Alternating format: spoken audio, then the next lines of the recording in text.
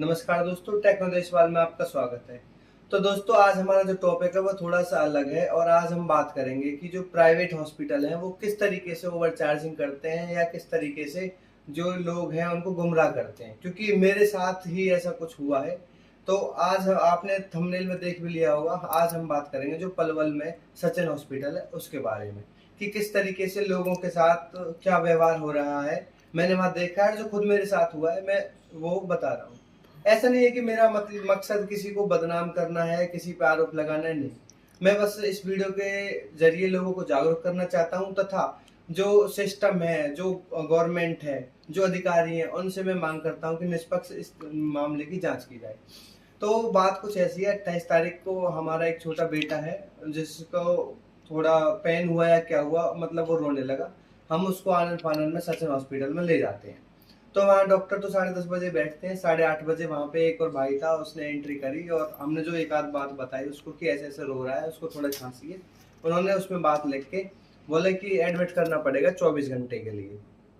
तो हमने बोला 24 घंटे तो ज़्यादा है, इतनी बड़ी बीमारी तो नहीं है, बस रोया ही तो है, बाकी तो स्वस्थ है शिशु, कोई दिक्कत नहीं है। तो बोले एडमिट करना ही पड़ेगा। तो भाई परिवार को सबको ऐसा लगता है कि बच्चे को कुछ दिक्कत ना हो जाए, ठीक है, सबको अपना डर रहता है, उन्होंने, है ना। तो उन्होंने बोला, हमने एडमिट कर दिया, ठीक है। तो उन्होंने बोला कि एडमिट का जो चार्ज है वो 6,000 रुपये रहेगा, वहाँ पे एडमिट होगा, उसके बाद जो ऑक्सीजन वगैरह लगेगी उसका चार्ज अलग होगा, प्लस में आप दवाइयाँ ले आइए और हम इलाज शुरू कर देते हैं। तो सब उन्होंने 2 बीमारी और एक्स्ट्रा बता दी जाती हैं वहाँ पे हॉस्पिटल में, ठीक है। तो भैया कोई नहीं, मैंने कहा आप एडमिट करो, देखते हैं। तो उन्होंने बोला कि आप मेडिकल से दवाई ले लीजिए। सबसे पहले स्टार्टिंग से ही बता रहा हूँ, बिल्कुल जो हुआ था उस तरीके से ही। तो भैया हम मेडिकल में गए, वहाँ पे उन्होंने दवाइयाँ दे दी, इतनी बड़ी पॉलीथीन पूरी भर दी। मैं बोला इतनी दवाई भाई? तो बोले हाँ। मैंने कहा दिखाना है इसमें क्या क्या है। तो भाई उसमें हैंड सैनिटाइजर आधी किलो का, उसमें एक ग्लव्स का पूरा पैकेट, 50 या 100 थे, कितने थे मैंने नहीं देखा, एक वाइप्स जो बच्चों के टिश्यू पेपर टाइप होते हैं पोंछने वाले वो, और प्लस में 2 पैकेट डायपर के। और मैंने भाई इनकी क्या जरूरत है? तो बोला नर्स वगैरह इलाज नहीं करेंगे ग्लव्स वगैरह पहन के। मैंने कहा भाई फिर हॉस्पिटल किस लिए खुला हुआ है? अगर इलाज करने के लिए ग्लव्स भी हम देंगे और सैनिटाइजर भी हम देंगे तो हॉस्पिटल किस लिए खुला हुआ है? क्या हॉस्पिटल में मूलभूत सुविधाएं नहीं है? थोड़ा मेरी उनसे बहसबाजी हुई तो उन्होंने बोला ठीक है हम रिटर्न कर देते हैं। मैंने कहा डायपर हमारे पास है, सैनिटाइजर वगैरह ग्लव्स वगैरह तो आप अपने यूज करोगे। तो भाई उन्होंने थोड़ी बहस हुई और उन्होंने वो चीज रिटर्न कर ली, ठीक है। मैंने देखा तो मैंने रिटर्न कर दी, बाकी लोगों के साथ क्या हो रहा है मुझे नहीं पता, मेरे हिसाब से ऐसा ही होता होगा सबके साथ, ठीक है। आगे चलते हैं। उसके बाद भाई बच्चा वहां पे भर्ती हो गया। अब बार बार बच्चे को अगर हम देख रहे हैं गेट खोल के तो बुराई नहीं है देखने में, वहां पे किसी को जाने नहीं दिया जाता है, ठीक है। मैं गया, मैं 10 सेकंड भी ना हुए होंगे इतने में नर्स मैडम बोली कि भाई आप बाहर जाइए। मैंने कहा मैं बच्चे को नहीं देख सकता? तो बोली नहीं, देखना अलाउड नहीं। भाई बच्चे को कमरे में बंद कर दिया जाता है, वहां पे 3 4 5 बच्चे होते हैं ऑलरेडी, बंद कर दिया जाता है, ठीक है। वहां पे क्या इलाज हो रहा है, कौन से इंजेक्शन लग रहे हैं, क्या हो रहा है, किसी को कुछ नहीं पता, ठीक है। मैंने उसकी भी थोड़ी उन लोगों से बोला तो उनका स्वभाव चिड़चिड़ा हो गया। उन्होंने 2 3 टेस्ट लिख दिए, ये सीबीसी करवाओ, एलसीआर करवाओ, एक्सरे करवाओ। मैंने कहा इतना बीमार ही नहीं है भाई, टेस्ट तो करवाने पड़ेंगे। चलो भाई कोई बात नहीं, टेस्ट करवाने पड़ेंगे तो करवा लेते हैं, जब डॉक्टर बोलते हैं तो मानना पड़ता है। हम डॉक्टर होते तो खुद ही इलाज कर लेते, कोई बात नहीं है, ठीक है। तो नीचे उनकी लैब है, वहां पे एक्सरे हुआ और वहां पे जो टेस्ट है वो हुआ। तो भाई ना तो मुझे वहां पे कोई पैथोलॉजिस्ट दिखी और ना कोई एक्सरे टेक्नीशियन, सॉरी रेडियोलॉजिस्ट दिखा। क्या हुआ, एक वहां पे मैडम है तनु, छोटी सी हाइट की है, उन्होंने ही तो हमारा कलेक्शन करके ब्लड का और वो टेस्ट कर दिए और अपने उन्होंने साइन मार के दे दिए। ना तो वहां पे मुझे कोई डॉक्टर मानवी दिखी और जो रेडियोलॉजिस्ट था कोई कोई दिखाई नहीं। मैं उनका वहां पे एक AERM सर्टिफाइड लाइसेंस होता है मशीन का, वो देखा 19 सितंबर 2025 का वो एक्सपायर्ड वहां पे चिपका हुआ था। मैंने इसका फोटो खींचा और आपको वीडियो भी मैं दिखा दूंगा।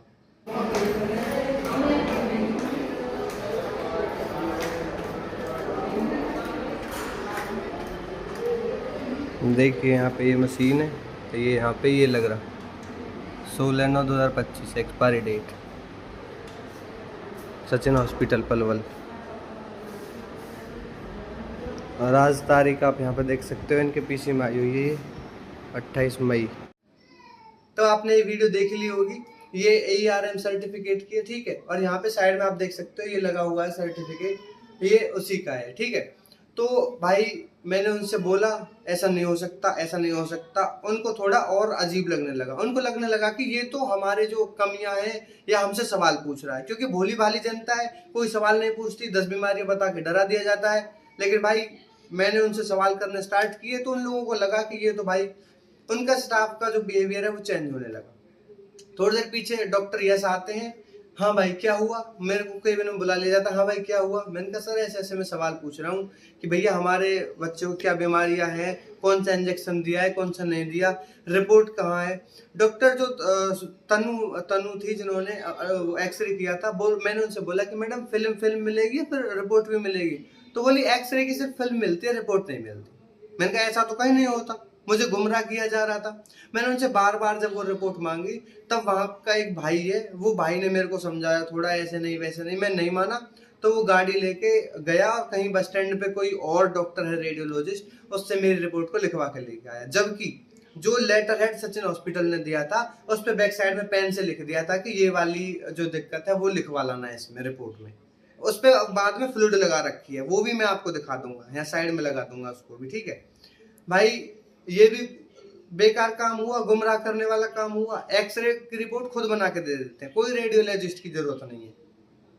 उसके बाद वो जो यस डॉक्टर है, उनके बेटे हैं या कोई डॉक्टर है मुझे नहीं पता, जो भी है, उनसे बात हुई, भाई आप तो चेक कर रहे हो। मैं बोला कि भाई मैं क्या चेक कर रहा हूँ, मैं बस अपने क्वेश्चन कर सकता हूँ। अपने बेटे को मैं अगर इलाज करवा रहा हूँ, कौन सी दवाइयाँ दी जा रही हैं, क्या है, एक्सरे की जो मशीन है वो वैलिड है या नहीं है, वहां पे एक्सपायर लगा हुआ है, उसकी रेज कैसी आ रही है, मुझे क्या पता, ठीक है। और जो पैथोलॉजिस्ट नहीं है तो इस टेक्नीशियन ने सर्टिफाइड है या नहीं है मुझे नहीं पता, रिपोर्ट सही दी है नहीं दी है मुझे क्या पता।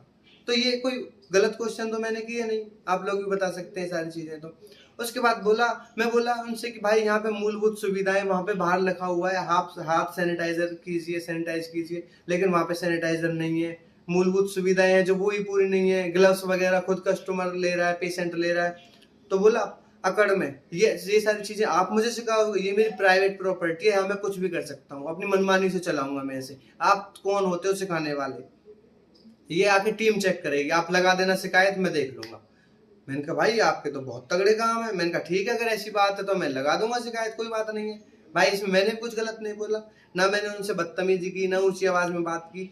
सवाल पूछना अपने लिए तो आम नागरिक का हक है, वो पूछ सकता है, ठीक है, वही मैंने किया।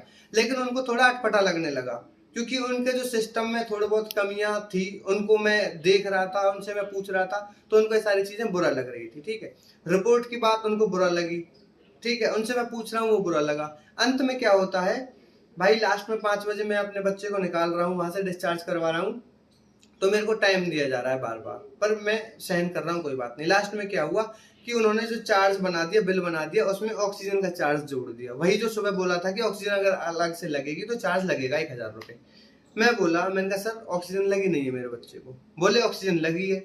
मैंने कहा सर नहीं लगी, आप पूछ लीजिए। उन्होंने पूछा कॉल करके, तो उन्होंने बोला सर लगी थी। मैं बोला सर या तो आप संतुष्ट हो जाएंगे या मैं संतुष्ट हो जाऊंगा, आप सीसीटीवी चेक करा लीजिए, क्योंकि हमने हर 10 मिनट में अपने बच्चे को गेट खोल के देखा है, अंदर आप जाने नहीं देते, लेकिन गेट खोल के देखा है, कोई ऑक्सीजन नहीं लगी थी। तो बोले सीसीटीवी चेक हम नहीं करेंगे, ये वो ऐसे वैसे। वहां पे भी मेरी थोड़ी बहस हुई और उन्होंने वो ऑक्सीजन वाला चार्ज काट दिया, फिर फाइल चार्ज लगा दिया। फाइल चार्ज 500 रुपए। फाइल में 2-4 पेज होते हैं, उसमें सिग्नेचर करवा लिए जाते हैं और उस फाइल को अपने ही पास रख लेते हैं। भाई जब तुम्हें वो फाइल अपने ही पास रखनी है तो 500 रुपए किस बात के ले रहे हो आप। डॉक्टर की ओपीडी फीस 500 रुपए है, प्लस में 1200 रुपए डॉक्टर विजिटिंग चार्ज। अरे 10 कदम चल के जाता है डॉक्टर, 1200 रुपए।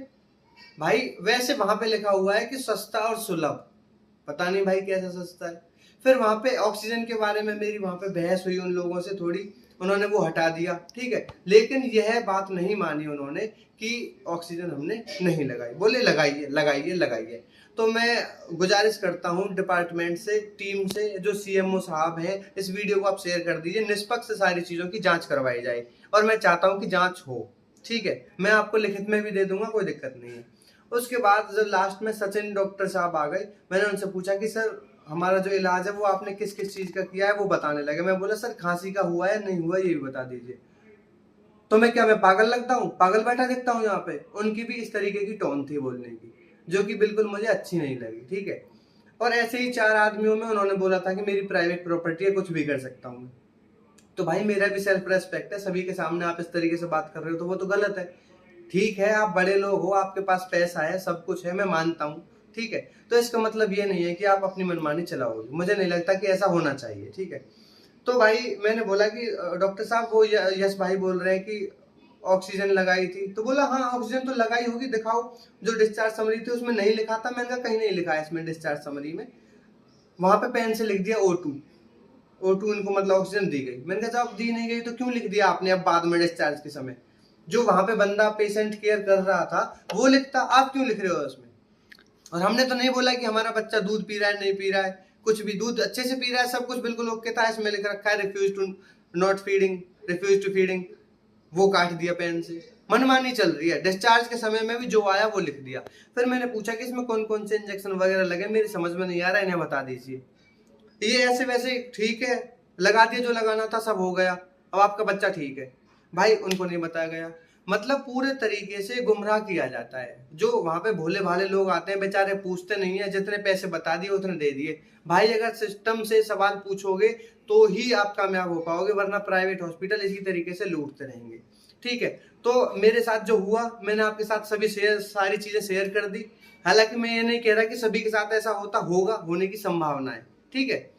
मेरे साथ जो हुआ वो मैंने बताया है। मैं चाहता हूं कि सिस्टम इसकी अच्छे तरीके से जांच करे। मेरे को भी आप हॉस्पिटल बुलाओगे मैं तुरंत आ जाऊंगा, ठीक है। मेरे पास वीडियोज है, मेरे पास फोटोज है, मेरे पास बिल है, सारा प्रूफ मेरे पास है। लिखित में भी मैंने दे दिया है, कोई दिक्कत नहीं है। जैसे ही जांच होगी, जो भी होगा, मैं आप लोगों के साथ दोबारा से शेयर करूंगा। अगर आप भाइयों को भी ऐसी प्रॉब्लम आ रही है तो आप भी बताइए मुझे कमेंट करके, आपके साथ भी और कहीं भी हरियाणा में आपको कोई और भी दिक्कत आ रही है इससे अलग, तो हम आपके साथ मदद करने के लिए पूरी तरीके से तैयार हैं। और जब तक हम आवाज नहीं उठाएंगे तब तक गरीब लोगों को और अनपढ़ लोगों को, भोले भाले लोगों को इसी तरीके से दबाया जाएगा। तो मैं फिर से एक बार कह रहा हूं कि जो हुआ उसकी जांच जरूर करवाई जाए। और इस वीडियो को भाई इधर उधर शेयर कर दो, पलवल, होडल और इधर आसपास के क्षेत्रों में, मेवात में शेयर कर दो, ताकि सचिन हॉस्पिटल की जो सच्चाई है वो सभी लोगों को पता चल सके। इस वीडियो में इतना ही, मिलते हैं अगली वीडियो में, तब तक के लिए धन्यवाद।